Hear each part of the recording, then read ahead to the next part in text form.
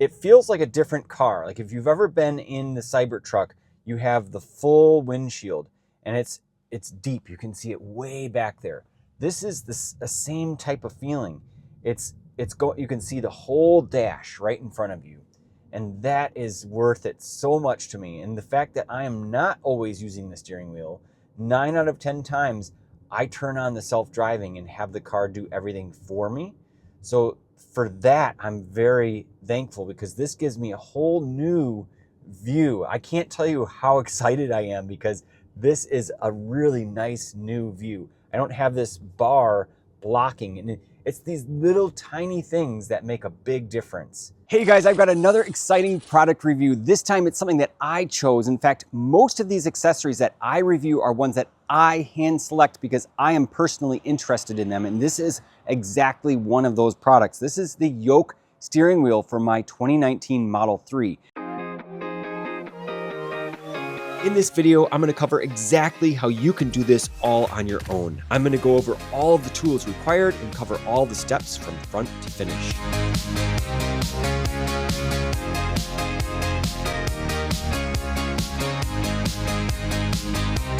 If you have a circular steering wheel and you want to get a yoke, you can save some money by going to the aftermarket. This steering wheel from Tlyard is made out of the highest quality materials, and it's going to give my car a brand new look and feel. I can't wait to test this out, especially with full self-driving. Let's take a look at what we have here. This is carbon fiber on the facing.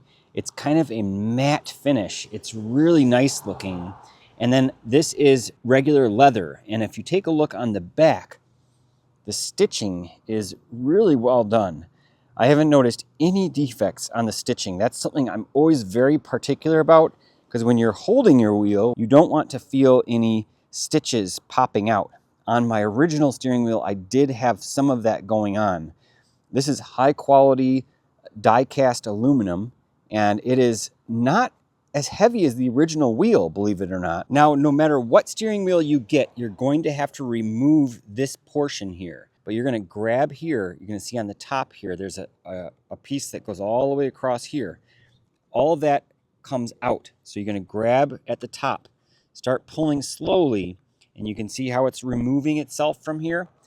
That's what we want. We're going to go nice and slow. It might feel like it's breaking, but it's not. Same thing here. We're going to grab right in this area and pull up. Also from the top here, put your fingernails inside of there and wedge them in there and pull very, very slowly and carefully. There, I just felt a little snap right in that area there. So it released itself. Same thing here, maybe pinch and pull. There we go. It came up. Again, put your fingernails in there. There's little clips that are coming out on each side. Once you do that, and you release the tension from all these areas, you're going to see on the right, it's actually getting in the way with some of this material. And that's common. That happens with the original steering wheel as well. There may be a little bit of catch with the material. Just go slow. You can see there's a little tab right there that was getting stuck on there. Like in this case now on the bottom, what I found works best here is you pull straight up. That will release it from that area there. Here are all the tools that are required. The ones on the right in red letters are the ones that come with your brand new Yoke steering wheel. The ones on the left with blue letters are the ones that you are going to have to bring. You may have to go to the store to get a 10mm hex bit that mates with a 3/8 inch ratchet. You also want as long of a handle on that ratchet as possible. I had to come up with my own extension, which happened to be a garden tool. It's a little rake. It happened to fit over it and gave me enough torque to remove the bolt at the center of the steering wheel. You also need a T10 and T20 tool, a T6 star wrench, and then also I highly recommend having a torque wrench or torque measuring tool because you will need to bring that bolt back in place when you put the new steering wheel on to get it back to 80 Newton meters of torque. All right, so the first thing we're gonna do is we're gonna go onto our browser, or you can use a phone, and you're just gonna type into Google, say replace steering wheel Model 3. And you are going to get the user manual is going to come up. You're going to scroll down to find the service manual, steering wheel, remove and install. It's the first result, and you're going to see some notes here specifically about the torque specifications. In here, you're going to get the part number for this bolt. You're going to want to pick one of these up. It costs a couple dollars at your service center. This is really going to help in case you actually damage the bolt. 80 Newton meters is very, very high torque, but don't be intimidated because I'm going to teach you exactly how to remove this the easiest way. You're going to need a tool like this, and you're going to want to go underneath the steering wheel. You're going to see a little hole right there. You're going to press your tool inside of here, and you're going to release a spring. It's going to pop open. Now you can see it popped open on the top. That is not what you want. You want it to pop open on the bottom. And I've gone through this many, many times. This is going to save you a lot of pain and hassle. Push it back in if that happens. Try again. Still only from the top. So if that happens repeatedly on one side, go over to the other side and try it from there. Now watch what happens on the left side. Press it in. You see how it popped out from the bottom? That's what you want. So I have better success starting on the left side. Then you're going to come over to the right side. Don't worry about setting off the airbags or anything. This is going to gently allow you to remove this center portion. Now at this point, you are going to want to power the car down. To do that, you're going to go into your safety menu, scroll down to the bottom, and you're going to hit power off, power off. Now your AC, everything is going to shut off, and that's fine. You might want to roll down your windows before you do this if it's a cooler day, but this is something that you're going to want to have some fairly nice weather because you don't want to be baking inside of your car or freezing inside of your car. Now you can see we have two connectors to remove here. If you get one of these brackets, which I think you should, you're going to place this inside of here like this, pinch it from the top and the bottom while you push down with the right thumb. That will save you a lot of time and hassle. There it just comes out, okay? I made it look a lot easier than it was. So that you remove, place that aside. This one on the left side is always a little bit more stubborn for me based on my experience. There it is. Again, you're going to grip on the top and bottom and pull out. Now here is the hard part. You are going to want a torque wrench. You're going to want a T10. I had to go to the store to buy one of these. The closer it is to your tool, the more torque you're going to get. You want this to be as close as possible. Big tip right there. Next, you're going to want this to be as long as possible. So watch, when I place it inside of here, it's not long enough. I could pull on this all day long and it won't go. Now, one thing I thought I could do was extend this, but then I didn't have enough grip here. So I actually got a long, and I learned the hard way, I got a long extender here. I had it coming out here and it was going out my window, and I was basically gripping it. It was a long extension. I had like a pipe or something. And I was pulling and pulling, and it just would not come off. And the reason why is because the longer this shaft is, the more that torque gets absorbed in that shaft. You want this to be as close as possible. But even with that, you may struggle. So what I always recommend is getting something that can extend it. You might have to get creative here. I found a little garden tool, and this goes right up on top of here. Don't laugh, but this actually works. And then if you pull on it, and I've loosened it a little bit right now, you may end up hitting this portion here. So it might be a good idea to get a towel, because this will come swing this way once the Loctite on the inside releases. But you're going to grip the steering wheel, and you're going to want to pull the steering wheel to the right as you pull to the left. And that's going to take quite a bit of force. And you're going to have to maybe get out of the car. This is definitely the hardest part of the install. Once you loosen it, then you're in the clear. You can remove the rest of the bolt. You pull this all the way off, and there's your yellow Loctite.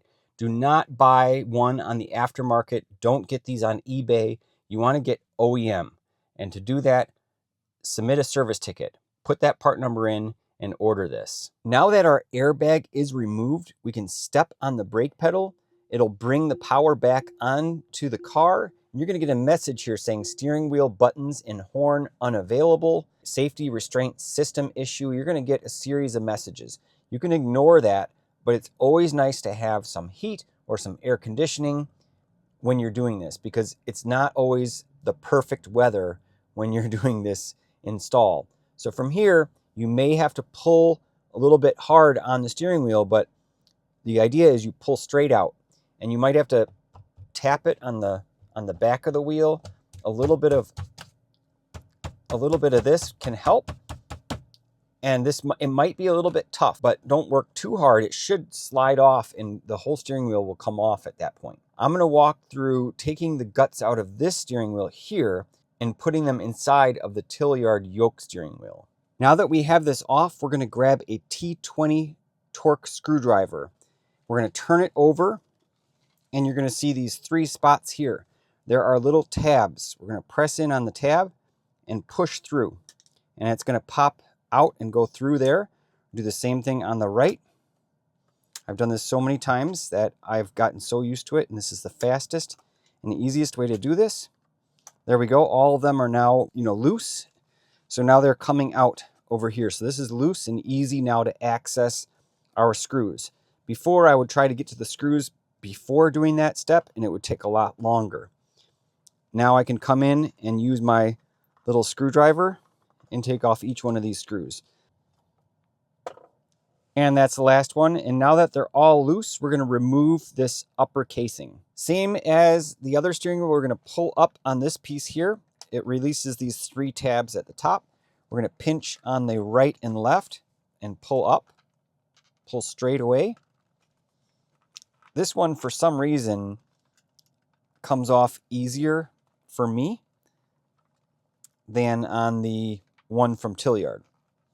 Sometimes it still gets stuck, though. You can see it's getting stuck on the material there, and that's normal. That's going to happen with no matter what steering wheel you have. There we go. There's a little tab on the original one as well that always tends to get stuck on the material. There's really nothing you can do. Maybe pull in to get that removed. Once you do it on one side, it's still tough to do it on both sides. There you go. You shouldn't have anything that gets damaged in that process. But on my original wheel, for some reason, this bottom section was always tricky. You really just want to pull up, but sometimes you have to pull down at the same time. There it comes out. There's 2 holes at the bottom, and that's what you have at the bottom here, these 2 holes. Basically, you're going to pull straight up and away. It might be stubborn to pull that out, but you need to do that because this unit here is going to be put inside of the new steering wheel. You're going to use your T10 screwdriver to remove these 2 screws to remove the control module, and then you're going to use your T6 tool to remove the scroll wheel controllers on the left and right. And then after removing all of this and putting it inside of the new unit, you're going to have it look like this. So you've got your carbon fiber trim and everything. Now you're going to grab your new wheel and you're going to insert it inside of the new wheel. Now you're going to start at the bottom, press those 2 points in. You'll feel it slide in place. Then you're going to make sure that these wires are out of the way and in front of the clips that go down into the unit. Look at the top here, make sure that that is in alignment. Press it down real nice and firm. Make sure everything is inserted correctly. Next, we're going to take the 4 screws that came with your Yoke steering wheel, and we're going to put those in place to secure this whole mechanism inside of the steering wheel. Now, if yours did not come with extra screws, you can use the original screws to put it back in place. And then next, what we're going to do is grab each one of these and press it in place. And you're going to check in the back to make sure those tabs line up. We're going to do that all the way around. Got the bottom, and we got the top. And just again, check in the back. Make sure all those tabs pop through. And then after that is complete, we're ready to put this steering wheel on. So to do that, you're just going to slowly line it up. It should be in the same position. There's only one way it will go in. There's a little key at the bottom. Once you get it in place, push it in. It should not require a lot of force. It should slide in. There is going to be a gap there. That is normal. After that, we're going to grab our brand new bolt, place that inside of here, And now this is the challenging part. You want to torque it down to spec. In the user manual, it says 80 Newton meters. This is a torque measuring tool that I have. However, the minute that I add these attachments, I actually lose some torque in the process. The nice thing with this electronic unit that I have is that you can set the threshold, and then once you reach that threshold, it will start beeping. However, with all of these attachments and the awkwardness of using this particular measurement tool, it was actually impossible for me to get to that 80 Newton meter level. So I highly recommend doing what works best for you. Don't go out. I would advise you not to go out and just spend a lot of money on a torque wrench. You can't just remember how much force it took you to remove the bolt in the first place, and then tug on it. You cannot over tighten this bolt. Let me just put it that way. You can pull on it all you want. Just try to get it as tightly as possible put back in place. Now, this isn't rocket science, but this is a safety critical component of your vehicle. So you do want to make sure that it is back in place to the best specs possible. So again, pull on it as much as you possibly can. And if you have a torque wrench, or if you can borrow it from a neighbor or a friend, that is the best situation. And I know this seems really MacGyver, but it is what it is. We're going to grab it like this. Pull with all of our might. It's going to feel like you're breaking it. But pull as much as you can. Leverage the torque arm. The longer this lever, the more torque you can apply. One silly thing that I noticed was that this little spring right here, this little bracket, it's not that hard to figure out, but it basically comes out of the existing steering wheel. You have to have that in there to allow the airbag unit to clip itself in place. And that spring comes out pretty easy. You grab it here, it comes out from behind that little area there, and then it comes out from the bottom. It basically tucks from the inside, it springs out to go into those crevices. So you have to just basically take that off. It helps to take these connectors off. You don't need to remove any screws. You don't need to take the steering wheel back off again. That spring would just pop right in place. And then once that's there, we're going to, again, go into the menu system here. We're going to go into the safety menu. We're going to go to power off the car, say OK. And then from here, we're just going to plug our connectors back in again. The one on the left, do that one first. Next, I'm going to take my airbag unit here, and that little yellow connector is once again going to go inside of there. Great. And then from there, we can step on the brake. It'll bring the car back on, and everything should come up, no errors or anything. And now the final step. Press this in. You're going to hear some clicks. Watch, listen for it. Oh, there it was. Did you hear it? And there's the one on the right. It looks like the one on the bottom already is in place. Beautiful. Look at that. It's done. Oh, I love it. Now, here's the thing with this, okay? A lot of people complain about the yoke, but it, in reality, once you get used to it, is actually really, really nice. It gives you a clear view up here. If you're using FSD, you don't need to rotate it. I'm going to take it for a test drive here and do a bunch of turns and confirm the operation. But this is something that you just get used to. It's just like not having a drive stalk on the new Model Y. That is something that you get used to. Same thing with the turn signal on some of the cars. It's something that, like I said, will feel natural within a short period of time. All right, so some immediate feedback. When I go to make this right turn, normally I would grab the wheel here, right, and then turn it. But it's a little bit different, so it takes a little bit of getting used to. Like right there, I was just about to grip it here. I'm going to back up out of this driveway here. This is just so comfortable to rest your thumbs here. It feels so nice. The only awkwardness is when you're turning. And I'll tell you, like right here, I would usually come around. And when you come around and it's not there, it's the weirdest feeling. That's the getting used to. But for the look and the extra space here, it really opens up the screen area and makes it a completely different driving experience. It feels like a different car. Like if you've ever been in the Cybertruck, you have the full windshield and it's deep. You can see it way back there. This is the same type of feeling. It's you can see the whole dash right in front of you. And that is worth it so much to me. And the fact that I am not always using the steering wheel, 9 out of 10 times, I turn on the self-driving and have the car do everything for me. So for that, I'm very thankful because this gives me a whole new view. I can't tell you how excited I am because this is a really nice new view. I don't have this bar blocking, and it's these little tiny things that make a big difference.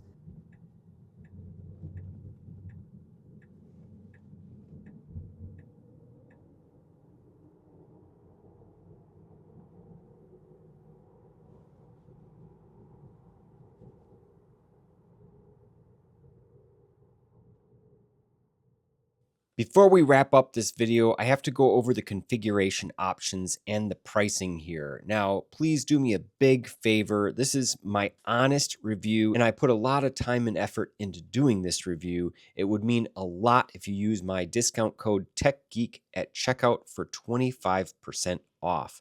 Right now, it's $339, and if you go with the default configuration, you can bring that down to $254.25. Starting from the top, you select the model and the year that you have for your car, and then you're going to select the material. So I went with the leather, and this is the material that's shown right here. Okay, this is on the outer edge here, all along this area.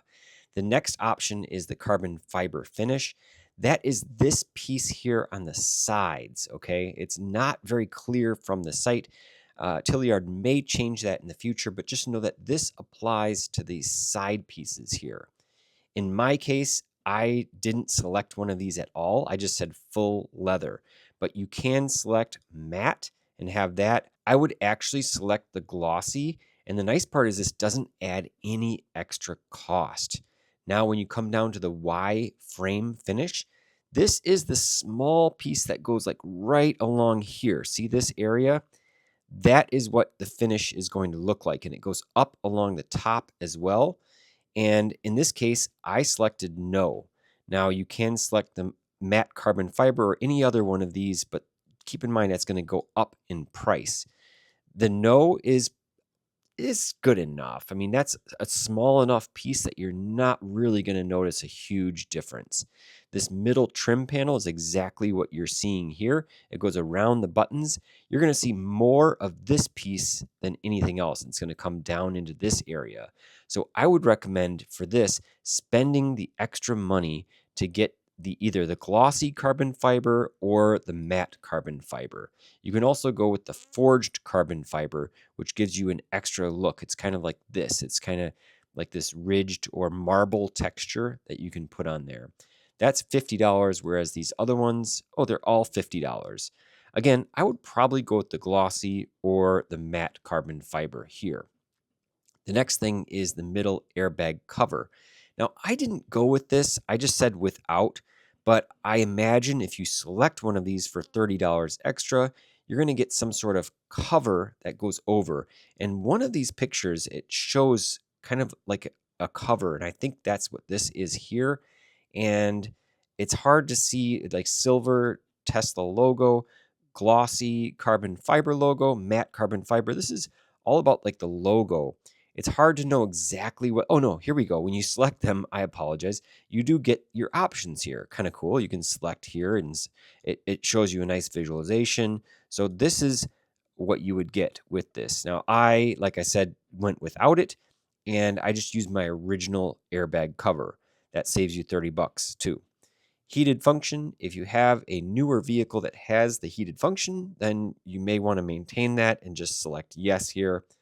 I said no for my car, and then that finished the order for me. After you go forward with all that, you add it to your cart, and then inside of your cart, you would put in your discount code. Again, TechGeek will get you $84.75 off if you went with all of the default options, and that had, by the way, which I don't recommend, had this Y-frame finish. That had the middle trim finish as no. I would actually recommend getting one of these for that $50 extra price point. I think it's worth it. Just to wrap up this video, thanks again so much for your support. Thanks Thanks for watching. I hope you learned something. If this worked for you and it was helpful, pass it along to a friend or a family member, and I'll see you guys in the next one.